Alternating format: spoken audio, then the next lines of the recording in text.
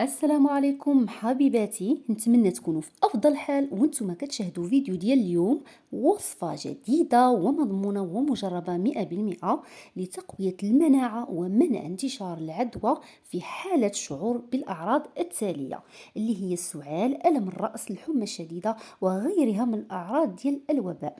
ممكن يستعملوها نساء، رجال، أطفال، فعالة من أول يوم. غير جربوها وشاركوها مع أي واحد مريض، وحتى الأصحاء. كتقوي وكتزيد في المناعة، واللي هي عبارة عن حساء أو شوربة. وباش ما نطولش عليكم، تبعوا الفيديو من الأول حتى الآخر وما تزقلوا حتى لقطة وحتى معلومة باش تستافدوا وتعم الفائدة. وقبل ما نبداو كما العادة، بارطاجيو الفيديو مع أحبابكم أصحابكم باش تكبر الأسرة ديالنا. وما تنسونيش من اللايكات والتشجيعات ديالكم، واللي هي اللي كتحفزني أكثر وكتزيد تشجعني باش نعطي المزيد ومن القلب. فبسم الله على بركة الله، نبداو كلامنا بالصلاة والسلام على سيدنا محمد وعلى آله وأصحابه أجمعين. حتى نتوما صلوا على النبي في لي كومونتير باش يكون الأجر لكم وليا بإذن الله.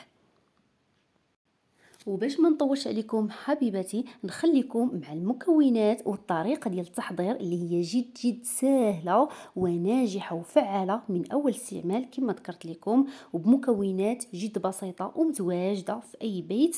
فقط تبعوا الفيديو حتى النهايه باش تفهموا اكثر وتستافدوا وتعم الفائده.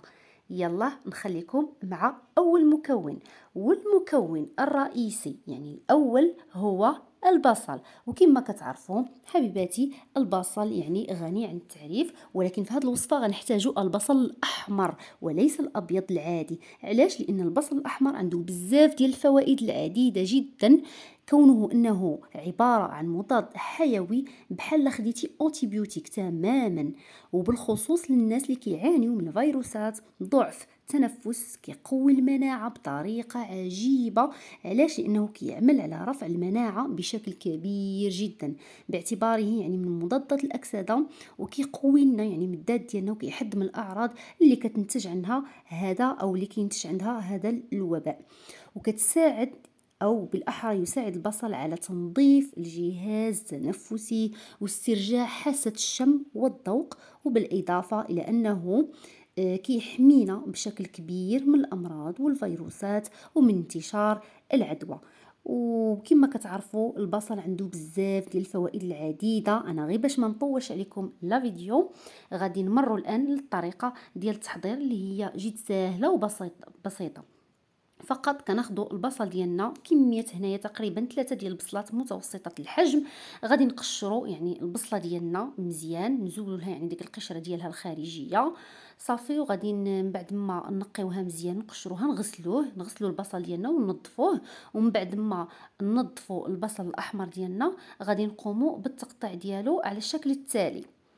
يعني الطريقه جد سهله، غير تبعوا المراحل، ما كايناش شي حاجه اللي صعيبه والنتيجه فعاله. صافي انا هنايا غادي نقوم بقطع يعني البصل ديالي مربعات او بالطريقه اللي بغيتو، المهم كتقطعوها. ومن بعد غادي نكملوا المراحل ديالنا. وحاولوا عزيزاتي تبقاو ديروا بحال هاد الوصفات، لانها عرفتي كنز كبير، يعني واحد الدرع يعني كيحمينا من الامراض. يعني بغض النظر يعني عن الادويه اللي كناخذوا، ولكن هاد الوصفات الطبيعيه راه كتكون نافعه اكثر لينا ولوليداتنا يعني والاعز ما عندنا. فقط غير تبعوا المراحل، ماشي شي حاجه اللي صعيبه. صافي هنايا نكمل انا ديك البصله ديالي، غادي نقطعها كلها كما ذكرت لكم قطع صغيره او متوسطه، غير فقط باش يدخلها الطياب وباش طيب لينا، لاننا هنايا غادي نقوموا يعني بالطهي ديالها. حاولوا ما تخليوهاش كبيره الحجم. صافي انا هنايا غادي نقوم حبيبتي باخذ اناء يعني، وغادي نوضع فيه هذا البصل ديالي فوق النار. بالطبع غنوضع البصل المقطع ديالي، وغادي ندير عليها يعني فوق هذا البصله الماء مغلى يعني ماشي ماء عادي، غندير ماء مغلى. وعاد غادي نكملوا الطريقه ديالنا.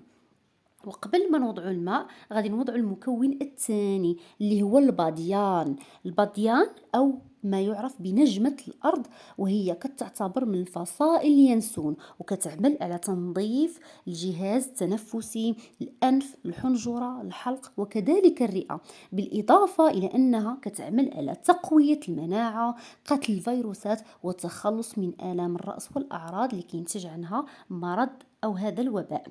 ما شاء الله مكون مفيد ورائع، وكيساعد على التخلص من المرض تماما، ومفيد للصحة ولجمال المرأة. هو أيضا مفيد للجمال وللنساء، يعني اللي كيواظبوا على أخذ ديالو فكتلاحظوا أنهم كيبانوا صغار حتى من السن ديالهم. صافي، أنا هنايا مكون ثالث غادي نضيفه اللي هو القرنفل، واللي هو غني عن التعريف، وفايد ذكرت الفوائد ديالو في فيديو سابق في القناة. رجعوا يعني شوفوه في وصفة نيت يعني ضد هذا المرض، وصفة يعني هي زوينة.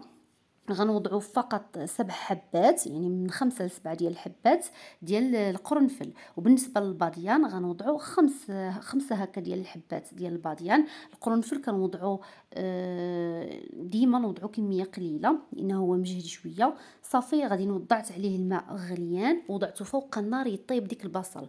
ومن بعد هنايا كما كتلاحظوا في الصوره يعني طاب ليا البصل، طاب يعني تماما، وطلقات يعني ديك الباديان والقرنفل الفوائد ديالو يعني مع الخليط.